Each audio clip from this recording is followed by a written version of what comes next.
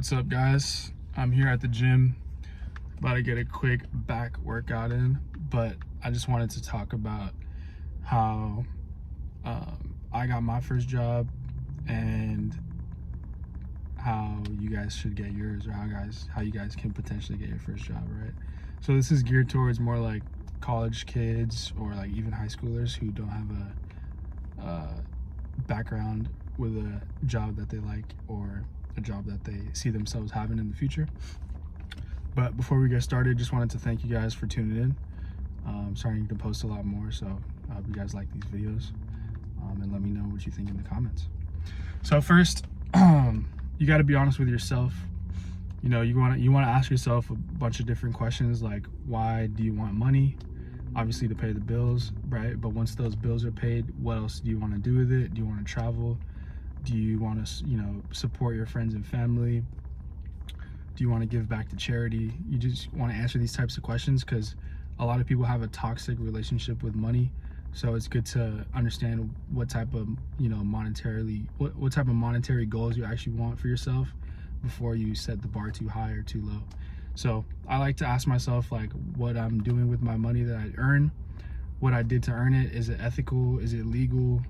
Am I proud of the way I make my money, right? So these are just, you want to get into the right mindset of why you want a job in the first place, right? Obviously, I understand you want to pay your bills, but everyone does. So, yeah, that's where I would start, just on like a more spiritual level for you guys. So after that's done, once you find out why you want your money and what you're gonna do with it, you got to read up on the qualifications of that job. So that means go on LinkedIn, talk to people who have that job and understand what they do on a daily basis. That'll really help you understand if you're even qualified for the job, if you see yourself doing this job long term, and it'll just give you a better understanding of like how to speak the language of these people that you're going to be working with or that will be interviewing you. You want to look for certain keywords in the job listings that might help you do down your research. If you're doing research on the job, the job qualifications will give you a good place to start. Let's say, for example, you want to code. You got to know a couple different coding languages. You got to be, there's just a bunch of different skills that are required for that specific job, and you just want to make sure that you meet those requirements before you even think about going to that job, right, or applying for that job. And that should inspire you to take that next step. And like, let's say you're in high school, right? You don't have a major that you picked yet in college. Right now is probably the perfect time to like look at types of jobs that you might even think about wanting, and just see like, okay, I have to go to college for this, or I should be focusing on this, or I don't need to go to college. I want to be an electrician. I don't need to go to college. I got to go to trade school, because you don't want to do something. You don't want to waste time and money on something that isn't in your end goal, right? And that kind of ties back to the first one, like what's your end goal with this job, with this money, right? So you want to be able to speak the language and understand what it's going to take to get there, right? So third, you got to manifest it. You got to tell people around you that you want this job, that you want a job, right? For example, my uncle, he was able to get me my first job because he knew someone who needed a person like me. So he needed someone who was in college studying a business degree, and just that word of mouth really helped. So if you put yourself out there and people know that, hey, this guy's looking for a job, he knows what he wants, he's studying the qualifications, and he's on that path, putting yourself out there would definitely increase your chances of actually, landing that position that you want, right? Even if it's something that's not ideal or the end goal, especially if you're in high school or just fresh out of college, you got to take the jobs as they come, right? Because I know the reason I wanted to make this video too was because a lot of people are talking about how the job market is super tough right now, and everyone says they need employees, but no one's actually hiring them. So this is just some food for thought when it comes to that process for you guys, because I know it is hard out here, and I know that things don't come easy. So you just got to put in that work, and that's basically what this video is about. Like, things aren't going to be handed to you. If you really want that job, you have to actually work for it, right? And these are the steps that you should be taking, or at least considering. So yeah, definitely talk to people. Tell your parents you want a job. Tell your cousins you want a job. Tell your neighborhood you see someone like randomly in the supermarket, right? you're like, hey, you started talking to them and you're like, hey man, I study finance, you know, I'm kind of looking for a job. And they're like, hey, my brother has like, you know, he has this thing going on, you know, if you want to intern over there, he might need someone to talk to, right? Just talking to people gets you in the door all the time, like whether you have a common interest with them or not, you know. I think just sparking a conversation can go a long way, because you never know what people have to offer, and you never know what types of conversations you never know what a random conversation can lead to, right? So that's just something to keep in mind. Obviously, if you're in college, you know, it should be assumed that you're looking for a job after college, right? So, you know, you could talk to your classmates about what they're doing. You could talk to your counselors, even though I'm not a big fan of school counselors because they have too many students to focus on. And I think, you know, your best bet is to actually take matters into your own hands. And, you know, honestly, the internet is a way better resource than most school counselors, in my opinion.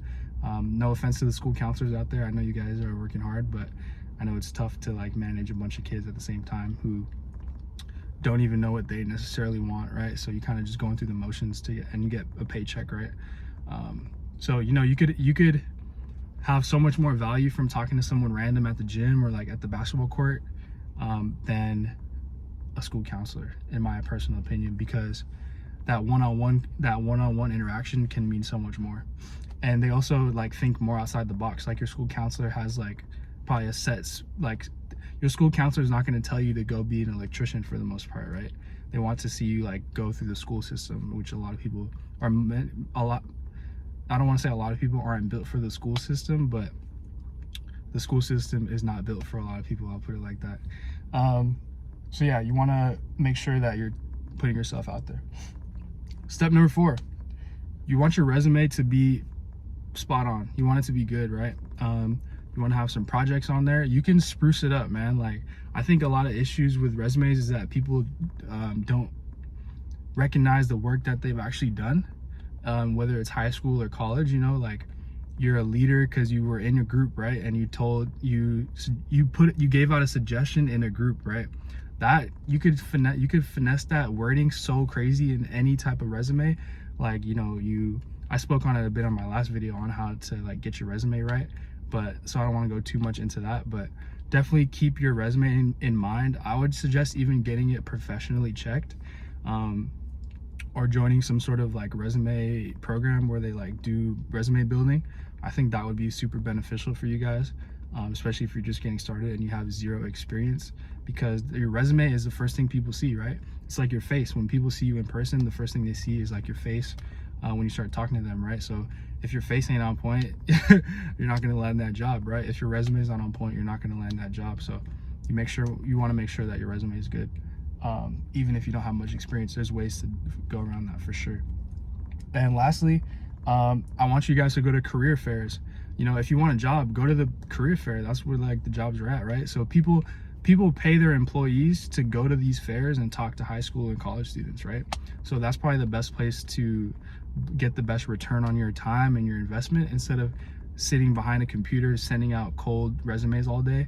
I think going to a career fair or something like that, a networking event, is much better return on your time, and your chances of getting a job are way higher if you're actually physically seeing someone in person, as opposed to an online application. And don't get me wrong, I've got plenty of jobs through Indeed, but the jobs that really counted and matter for me are in person. The ones that I actually fostered in a relationship in person, those jobs have got me further. They paid more money and they look better on my resume, and they were actually more beneficial for me. So I would suggest going outside of your box and outside of the box and outside of your comfort zone, and going to these in-person events to actually meet people who are hiring, because you know, a closed mouth doesn't get fed. Maybe a screen mouth behind a screen doesn't get fed, right, or met with the same intentions and intensity that a career fair does. So make sure you dress well at the career fair. Don't go to the career fair dressed like a fucking bum. I'm sorry. Don't go to the career fair dressed in jeans and some old dirty Air Forces. You want to dress for the job. I wore a suit to my career fair. Like, I looked fresh as fuck at my career fair, right? So all I'm saying is that you want to look good to your potential employers, right? That's like I said, it's a part of the face. You know, you want to give them a firm handshake, you want to smile and make eye contact. All these things are important when it comes to looking for a job too. So keep all that stuff in mind. I hope you guys took something from this. Trying to keep my videos under 10 minutes, and we're at 9 minutes 58 seconds. So yeah, guys, breathe better. Make sure you like, comment, subscribe, and let me know what you guys want to see in the next video. Peace.